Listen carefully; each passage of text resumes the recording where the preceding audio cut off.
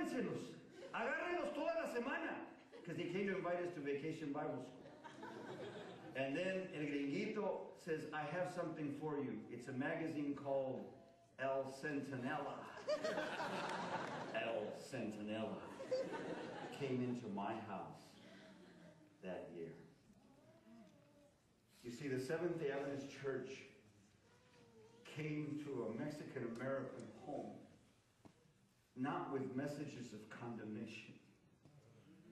It was Caucasians who came to my house to love my family.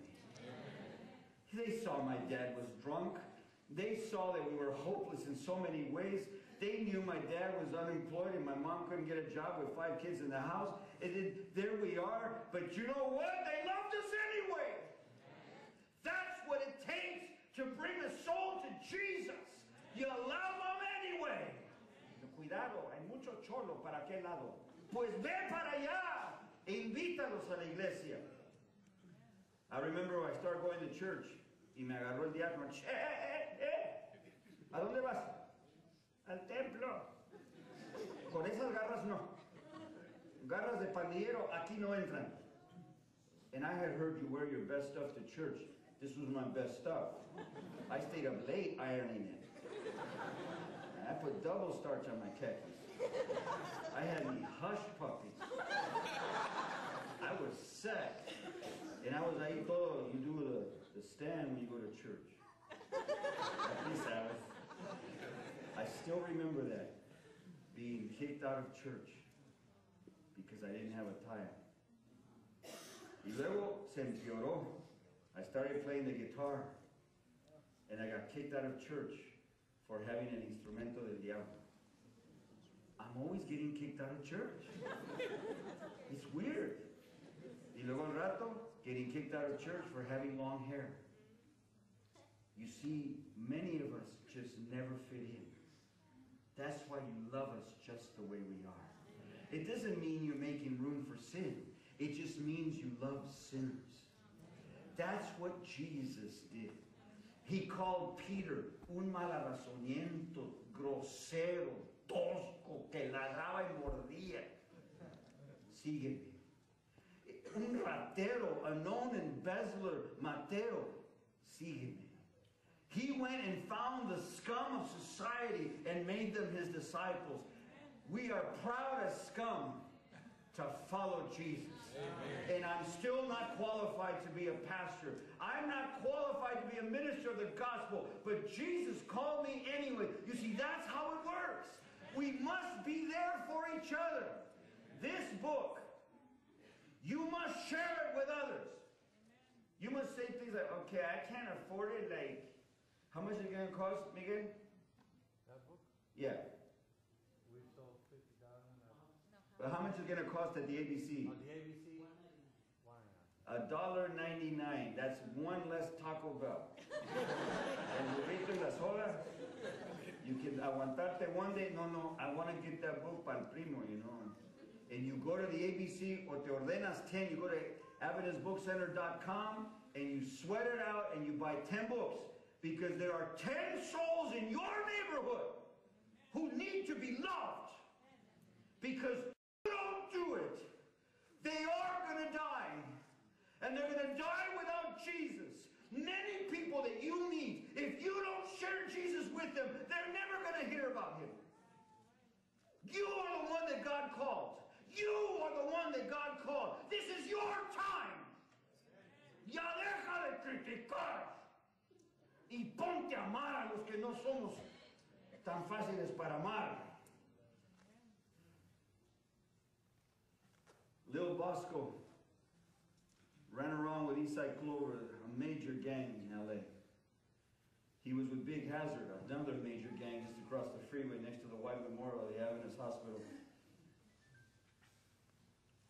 He went to the meetings with me. When I got baptized, he said, you know what I say? I need some time, loco. I'm going to go ask my priest for advice. The worst thing he could have done. The priest would go, no te bautices con los protestantes. So he didn't get baptized. I said, come on. Then I became a pastor. I said, I'll baptize you right now. I need more time. I need more time. Meanwhile, he was the most respected gang member in that whole part of the city. He defended his placa, Lil Bosco, for over 25 years. So he wasn't a young kid anymore. He was a veterano to be respected. He had earned his stripes, had been arrested 32 times. But when he went to the Adventist church, cuando se fue a parar a la iglesia hispana, no. ¿A dónde va con esas garras? Aquí, con corbata. Se me larga. Es el Bosco. Es el peor pandillero de la comunidad.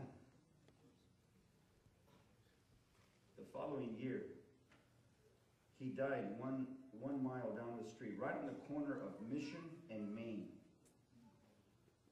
They threw his body behind a warehouse, and he decomposed back there. It was a statement to the community. La M ordered him out.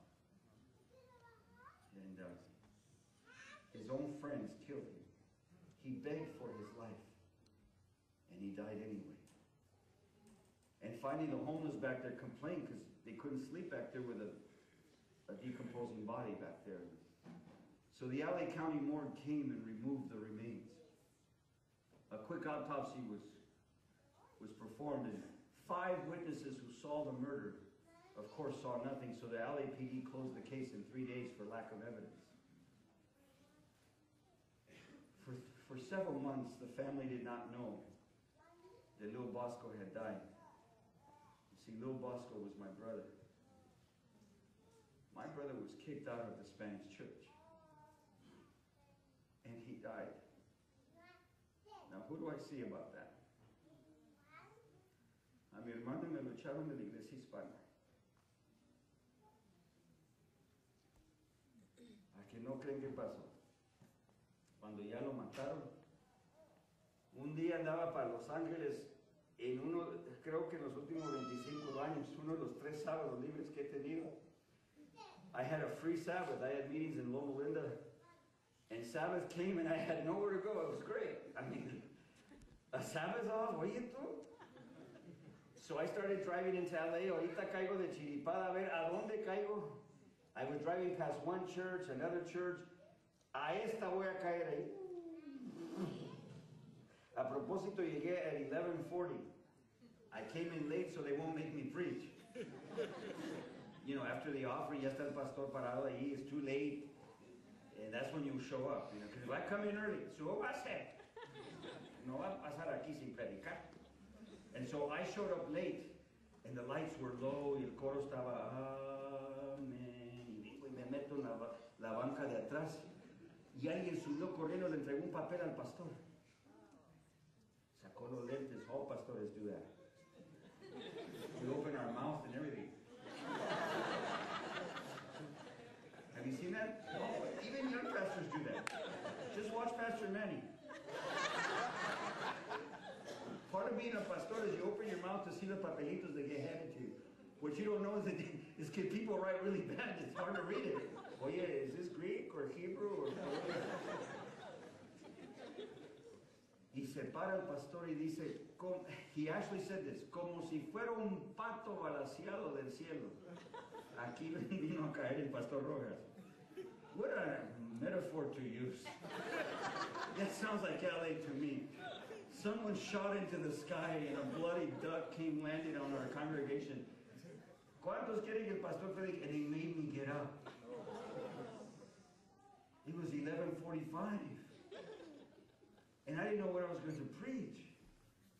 And as I stood there, it dawned on me.